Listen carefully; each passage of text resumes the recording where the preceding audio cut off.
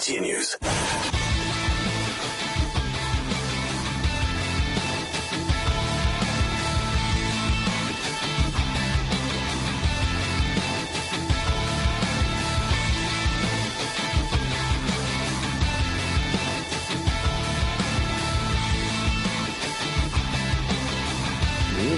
We're back. How are you? Good to see you. Oh, yes.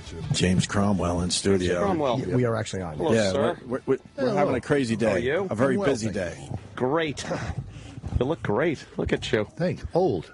No, not at all. You're aging great, well, sir. Fabulous. Like a fine You've wine. aged quite well, sir. Thanks. You look Absolutely. fine, sir. Feeling pretty good. Well, you play in the movie. I saw the movie, Still Mine, and you play a guy who's like 87 years old. Yeah. Which is was it weird to start playing roles where you have to like tack that age onto it? Like, oof. No, the man I played built his own house. Not only did he build the house, he felled the logs, milled them himself, no help. Poured the foundation, framed it, roofed it, plumbed it. I was in the house. So if that's an 87-year-old man, I don't have to play. I don't have to put it. No makeup. I couldn't do it physically, so I thought, well, it's fine. Doesn't matter how I look. Wait, he did all that at 87? At 87. He was 90 when he finished. Wow. And when did he die? He died actually directly after we did the film, but he lived in the house for a couple of years with his wife, which is why he built the house. Sure. She had the beginnings of Alzheimer's, and, you know, the choice was either she goes into an institution against her will, very unhappily, and their entire life is just blown to pieces, or he builds this house to give her as easy a transition into whatever that dark night of dementia is. Right. But at least she got to be in a place that she loved and with somebody who took care of her. So it was very, very dear. And he ran afoul of the building commission in the province because he did not have architectural plans. He didn't get his lumber stamped. He didn't have the permits to do it. It was enraging, by the way, watching this and Where watching did him this deal take in place? Canada. In Canada. Watching him deal with this bureaucracy. It's a real story. Yeah, sure. It happened in New Brunswick. We didn't shoot it in New Brunswick except for the last part of the film. And they would have bulldozed the house, except it got in the local paper. Then the provincial paper picked it up. Then it got to the national paper, and the Premier of Canada saw it, and he said, "You're going to bulldoze a house built by a 90-year-old man for his wife who has dementia? Are you out of your bloody minds?" When you put it like that, yeah. Oh, golly gee. Stupid. You're right.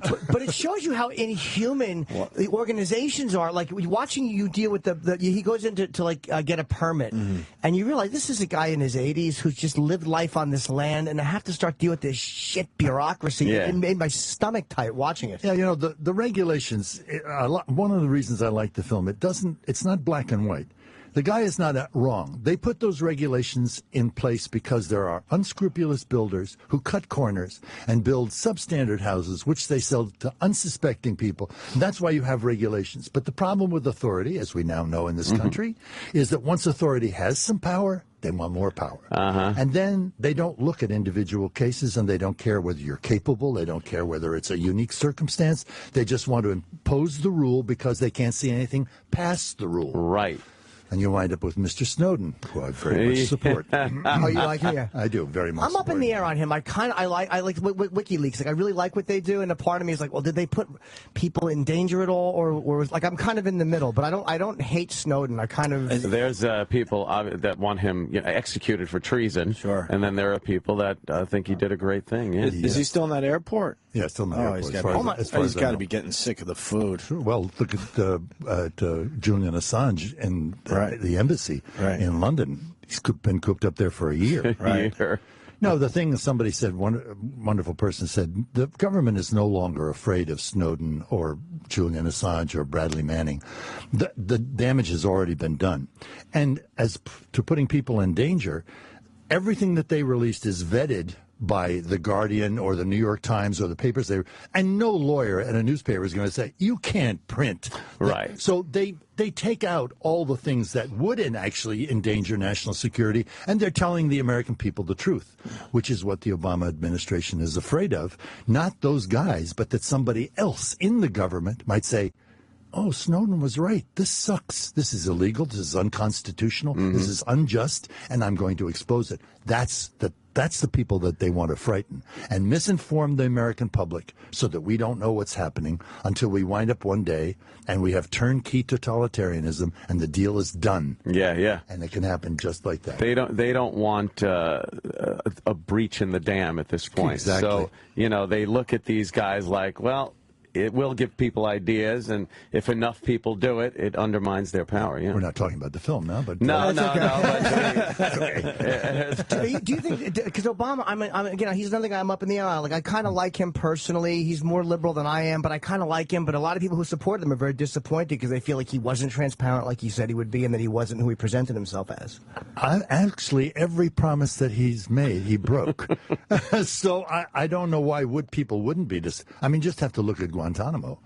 Now I know he's facing a Congress that is not supporting him, but in terms of none of these banks, none of those people went to jail for what they did, and we went in the hole, and the person who got us in the war for no reason at all, in fact, a lie, he lied to the President of the United States, the other one, Shrub, lied to the American people in front of Congress, and today he's on the New York Times flanked by two guys getting their citizenship in uniform. So why is George Bush on the front page of the New York Times? He has a very good publicist. If I had that publicist, I would be on the front. Not only that, but people, very short memories.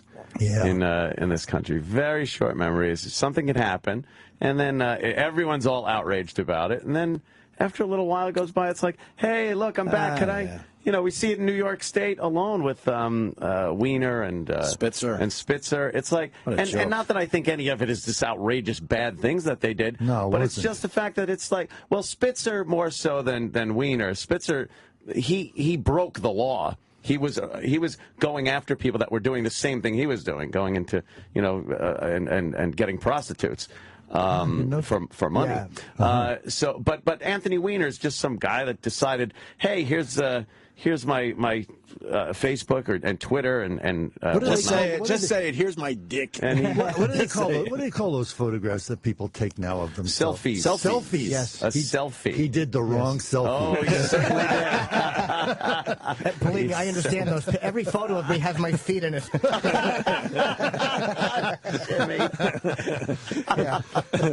But yeah, Spitzer was kind of being like he was a total hypocrite, like because he was targeting people for what he was doing. But Weiner's just sending out pictures. Like, who cares? I know he's going to come back though because he was quite a worthwhile congressman, right? He'll come back, and they both will come back. I don't think Spitzer. You don't think so? People aren't as sympathetic to him because I saw somebody on the street when I came out of the subway collecting signatures. Oh yeah. Oh really? Yeah. Because I guess he has to come up with enough signatures to make it on the ballot, right? Yeah, I think he will anyway. Probably. It doesn't matter. Back to the movie. Yeah. Yes, absolutely. How did this gentleman get the knowledge to do all the plumbing and milling and cement work? Oh, just living long enough to learn it? We don't realize that in New York, although there are New Yorkers who do this. But in the rest of the country, people, especially in the middle of the country, they live on a farm.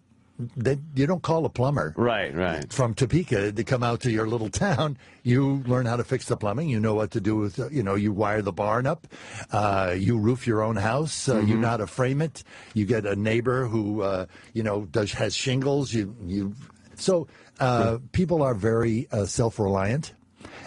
He's an ordinary man who does extraordinary things because he's principled, he's determined. And there's really no side. Yeah, what was his back? I like that raise. I want to raise my hand. Raise his hand. Yes, sir. I didn't want to interrupt. What was his background? He's a I think I thought about this the other day. I know he's not a farmer. Right. I think basically he was a landowner. He owned 2,000 acres, and he probably in Canada milled logs and sold because he has his own mill. Which he was very capable of running. So I imagine he was, what do they call it? Lumber person, lumberyard. And without being, not to that extent or anything, but are you yourself handy with things like that around the house? A friend of mine came to the screening last night who's actually a contractor, and I asked him, and I said, how did I handle the tools? He said, the tools were okay. but you didn't frame the windows. No, that house would not have stood. Actually, the builder who built the house was incredible. He built one guy built that entire house. It's like totally completed, but while we were shooting the film, it went from nothing it had to be to a built. house. Yeah, sure. I thought, my hat's off. My father and I built a shed when we finished. My father was very punctilious, but because of me, the whole thing, every angle. There wasn't a 90-degree angle in the entire thing. It's like a big box, big square. It was but it wasn't square. Oh, no, not square. I'm so dumb. Somebody had stepped on it. A little off. Yeah. Oh, that's great. You said 90-degree angle, and I'm thinking triangle. I truly am a high school dropout.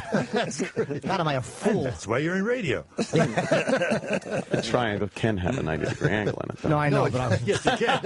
Oh, good. I'm glad none of us know what we're talking about. Surprised you put a roof on the house. It's like amazing. I can't even look at your IMDb. There's too many amazing things in it. Like there's just too many impressive things in the resume. But it started the Rockford Files in '74. Why is this 1955 Daddy Longlegs? What did you do in that? Or is that no. IMDb, like WikiLeaks, once it gets on there, you ask them over and over again, please take that out. There's evidently some guy in '55. Named James Cromwell before I was a member of the union, and they seem to have forgotten I'm glad when I came in, so I'm not Robert Cromwell or something. And he did it, and I can't get it off. So you also weren't in an episode of Manimal? No, I was not. Remember Manimal and Super Train? Sometimes it's hard for me to remember what I said, but I would have remembered. You remembered that one, I think. If we get the wrong James Cromwell. Were you around the family? No. No. I loved you in Angels in America. It wasn't me. Oh, shit.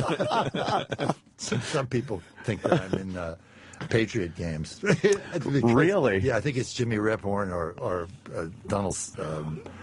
Pleasance? No, what's his Sutherland? name? No. Sutherland, yeah. No, I've forgotten his name, and I did a play with Duck? him. But Donald Duck. Trump. But, it must be really. I think about Jimmy Rebhorn. That unfortunately people. Oh, weren't you in Babe? Oh no. Well, you were in LA Confidential. No, I'm sorry.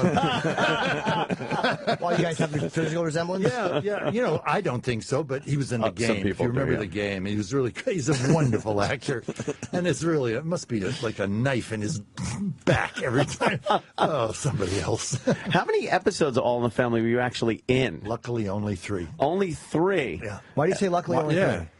I was hired because Carol O'Connor quit the show because he wanted his name above the title. And Norman Lear said, what do I say to Jean Staple? And she's as much a part of the show, and that would be unfair to her.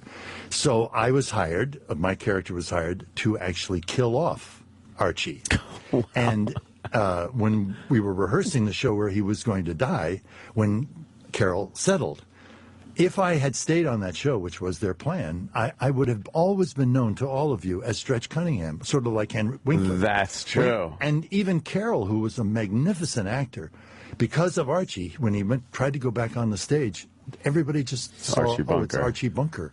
They couldn't see the man anymore. Yes. Right. Yes. So I really owe my career to Carol for saying he's better off where he is, which is what he said to me. You're better off where you are. Wow. Were you conscious of that then? No. So you would have just taken the gig. I wanted the gig, man. I wanted the gig. It was a great gig. Oh, I mean, I had gone on to do other things, but that one, I thought, wow, I really got that guy. And, it was very popular. And cabbies, you'd walk in New York and they'd roll down their windows. Hey, Stretch, how you doing? That's pretty cool. That's really cool. Yeah. But it has a downside. Success, the wrong kind, has a downside. Yeah. You pay for it dearly. Wow. And most people would have thought you were in more episodes than that because the name was mentioned so many times. Yes, the name was there mentioned. was one other one. The name was mentioned a lot. And then Carol, in order to make sure that I did not come back, buried me. I turned out to be Jewish, and he spoke at the funeral service. That's right. And I think he leaned out and said, not coming back. That's it for you. That's right. He didn't know you were Jewish. That's right. The character was Jewish, and right. that was a funny episode. I do remember that. Did he not like you? Or No. I was very fond of him, and he of me. It's just that he knew what the cost was. Wow. He knew more than I did. He was savvier, smarter. Isn't it's almost depressing to watch All in the Family now, or such great like socially addressing comedy that address social issues in real language and in real ways. Yeah, yeah. And now it's just such They barely touch it. They barely That's touch ridiculous. it. And when they do, it's emasculated and sanitized. Like they don't show you anything honest anymore. Now that's interesting. Now, but cable, I did a show, American Horror Story. What do you think about? Oh, American Horror Story? yeah. I have not seen it. Cable's different than the network. That- Cable is very much different. You can't do Yes. it on the network, but cable is picking up, and they're doing. You don't even know how. Jimmy should have added networks it is can- finally getting better. Oh yeah, and on But cable there is was definitely a different, yeah. long stretch there where it was ridiculous. Yeah, they didn't learn from what was so successful and great. Right. They just started to water down. No, what the was so- next echelon of Harvard graduate executives that come in who know nothing about television, they have to make the same mistakes all over again. All over again. So Yeah, they bring yeah. the same crap back. Yep. And it's not run by creative people anymore. When you see where the viewers are going, and they're going to places like FX and HBO. A&E and HBO, things like that, you wonder why the networks are still adhering to this weird morality. It's almost like a moral thing. Like, we don't want to go past a certain point with language or certain content because they don't want to offend people. But it's not just offending people. And offending people isn't that wrong in context, you know? If you're really putting a message out there or doing something very well, what's the problem if some people get offended? There's a problem because your sponsor has a corporate position that should they offend a segment of the society and that segment decide to boycott your product, your sponsor is really pissed off. That's what we saw. Rod Serling. That's correct. Rod Serling did an interview and touched on that subject for a good 10 minutes.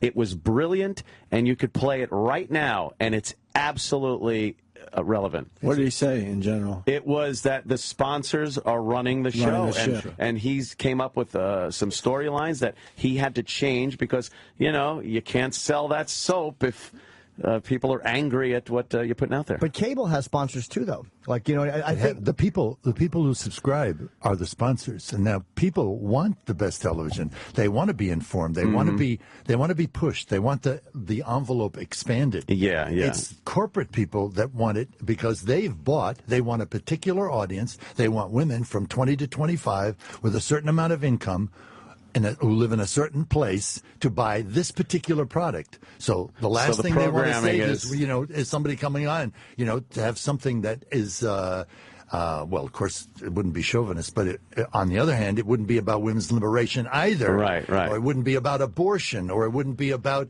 the glass ceiling, or so they anything say, that might chase away that demo is, Right. not going to be on there. Well, and it really cuts down. It's so good that there are outlets now for the artistic end of it instead of just the financial end of it. It's very good for us. No shit. Some good, wonderful programming, and it's great to be on. I mean, I really like what happened with American Horror Story. But 6 Feet Under was a very, very special show, and to have been part of that, I'm very proud of it. Would you go back to any series-driven television? Well, I'm actually doing a show for ABC. Funny, we were talking about. Oh, Jesus. no. Don't tell them. Ladies and gentlemen, James Cromwell. Burn the tape. Burn the tape. Sold out. I'm surprised you didn't run away when we brought that question. Is it a comedy or a drama? It's a drama. Okay, all right, cool. Okay. At least have some. And it's a series. It's called Betrayal, and it's been on Dutch television for the past 3 years. So it's their most successful show. And the producer said, it's a Lear story. And since I'm very interested in Lear, I'm doing a production of Lear, so I get to take even a contemporary version of it. I wanted to do. And now I get all the attendant problems of being on a network. Right. I don't have a script for the show we start shooting on the 17th because I know the writer had to submit it to ABC, and it's going around from one executive's office to another executive's office. Standards and practices. And all the things. And of course, it's rushed because they don't want to put the money into extending the shooting days to make a better product. They want to as quickly as possible, so you have fewer takes. There's a lot of strain on everybody, but it gets done, and hopefully it'll be we'll do our best. Do you leave sometimes going like, damn it? Do you get? I mean, it seems like it's not an easy gig, but it's like it's not roofing or something like that. But do you leave just upset? I've never done roofing professionally, and I'm sure it's hard. But I want to tell you, to be on a television series, this is no walk in the park. Especially for people who have the leads, the length of the hours, the intensity of it's not as easy as it looks to stand in front of a camera and actually do something. There's a lot of concentration, physical effort that goes into it. You do that for 12 hours, 14 hours, and you do it the next day for 14 hours. It's sort of like riding the Tour de France. It's I obviously didn't need to make it sound like it was easy. I meant like getting angry at the things that you had brought up with the script and that. Well, that happens. That even happens it happens the same thing on features. No matter how much time you have, and then it gets, if you throw money, you're making a $250 million film. They have time. It takes forever to do half a page. It takes 3 days. Yeah. And there are hundreds. I did Longest Yard, and the caterer said to me, "Guess how many people we have for lunch? 425 people for lunch." We're not talking about a $125 million film. That's 400 people. So 400 people putting their creative and try to make this thing. There's bound to be frustration. There's bound to, somebody's out. It's not listen, my personal opinion is actors show up all the time. You don't see a bad performance. You don't go to a movie and the guy goes, "Holy man, what the hell was he doing?" We always show up, and we always show up on time. But there are so many pressures to get this thing right. It's like a battleship. It is amazing to watch because the length of time it takes to do one take of something just to get one scene. I've always been stunned at how long it takes. It's hours and hours and hours for one click. That's it. Well, when we recently filmed with Chris Rock. Oh, well. We filmed for 40 minutes, James, and we know we're going to be on screen for maybe 2 seconds. 40 minutes we sat here. If we're lucky, we'll be on screen for 2 seconds. We had no scripts either. It was just like a real interview that's being incorporated. It was a lot of fun, actually. Yeah, Chris is great. But he's quick, man. Yeah. But we're sitting here going 40 minutes, and none of it is going to be used. It's part of a montage. We know we're part of a montage, right? How often it was exciting, though. When you tell people you're in a movie, and I've heard actors say that, and they get cut, and then the company doesn't tell them they're cut, and you show up and you go to the opening. Oh, and you're not in it. I've had that happen. Have you really? Oh yeah. Yeah, I did a film called Pennies from Heaven, and I thought they can't cut this scene. I'm there. I forced the bad guy to jump out the window and commit suicide. I can't cut that scene. No. They cut They cut the scene. They figured out a workaround. I figured out a way to get him. I don't know. Did I just tell your story? Yes. Maybe you're the guy I heard it from. Listen, any actor who sits in the seat has that story. Well, I've never had it happen because I don't get it through the audition, so I never get the part. They actually have to be in it first for them to cut it. So yeah, that's the beauty of me. Never a heartbreak. You're tremendous. I saw Angels in America for the first time recently, and I just watched people when they're just talking. There's scenes where Pacino is telling you, like, okay, tell me that Roy Cohn's a homosexual, and there's that whole thing with you. And I'm like, it's so fucking natural looking. These two guys just talking, having a conversation. That is so hard to do. It's so hard to do. That's a story. If you got time for the story, I misinterpreted that scene really badly. I thought he was a big Park Avenue doctor, and he was going to let Mr. Cohen know that in no uncertain terms what was wrong with him and what he had to do, which was completely wrong.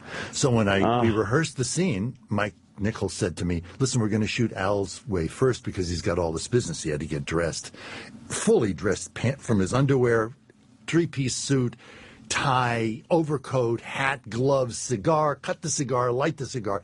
So we shot for a whole day Al's way. Al never made a mistake. And he could go back after a long take and say, I want to go back to this part right here. I missed this. Wow. And never missed the piece of business, which was called matching. Then the second day we came my way, and I had eaten the wrong thing for lunch, and my mouth was so dry I could not talk. And I got so nervous I couldn't actually write. I was supposed to write on the thing, but my hand shook so bad. And when we stood off stage waiting to come on for the beginning of the take, Al would reach over and pat me on the shoulder to say, it's okay, Jamie, you're going to make it through the scene. Oh. And I thought at any moment Mike Nichols is going to come around and say, I'm really sorry, Jamie, this didn't work out. And he never said anything. And at the end, I walked past him, and he went, great, Jamie, thank you very much. I thought, I'm going to be on the floor. He'll never come around to my side. About 6 months later, Mike calls me up and says, there's going to be a screening at CAA.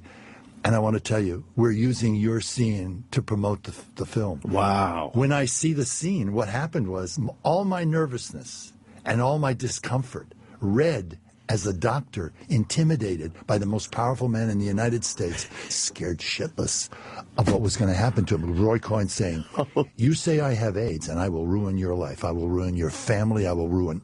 And that's really what happened. So no talent, nothing, just a fluke. I did the scene correctly. You were trying to play it tough, because there's a moment there where Roy is saying to you, say I'm a homosexual, and then you're like, oh, whatever the hell you want to call it. There's a moment where you kind of get some balls. It feels like, was that just you relaxing in a second? Before he snips them. Yeah. Wow. Okay. That's now I got to see it again. See it again. I'll see it and be like, it's one of the most brilliant. I think that's just an absolutely magnificent piece of work from Kushner's script, because he's the best writer in America as far as I'm concerned. And Mike's work was never better. And Al and Meryl, what Meryl does. Oh, right. It's 2 roles, right? 3. Oh, 3. She plays a rabbi, and I looked at the rabbi. I didn't see her at all. I said, where'd they get an old rabbi who can handle dialogue like this? That's amazing. And it turned out to be Meryl. It was just incredible. They're telling us you have to go. Yeah, unfortunately, we have to promote the film. Yes, the film. Please, I beg you. It's really great, and I loved it. It was brilliantly acted, and it made me very angry at parts of it, because just watching this guy have to deal with these jizzbag bureaucracy of it bureaucrats was enraging to watch. But it's a love story. It's a love story about 2 elderly people who love each other. And it was but it was make great. Love and she was great. Yeah, Genevieve Bourgeois is magnificent. And you had good cheeks. James does a nude scene where he walks into the theater. I was pretty impressed. Don't give away the best. I freeze framed it. I was like, not bad. And it's tomorrow. It's in theaters tomorrow, and it's called Still Mine. And I really, really loved it. It was brilliantly acted, and just great, man. Yeah, James great is actor. just amazing. A lot of fun on the radio. Thanks so much for James coming Cromwell, in. My pleasure. Great back and see meeting us. you. Yeah. And are we done? I think we're guess done. we are. Yeah. What the hell? Let's get out of here. Thanks, guys. All right. Yeah, sure, absolutely. Watch out now. The Opie and Anthony Show continues. Sort of. After O&A Live with Sam Roberts is next.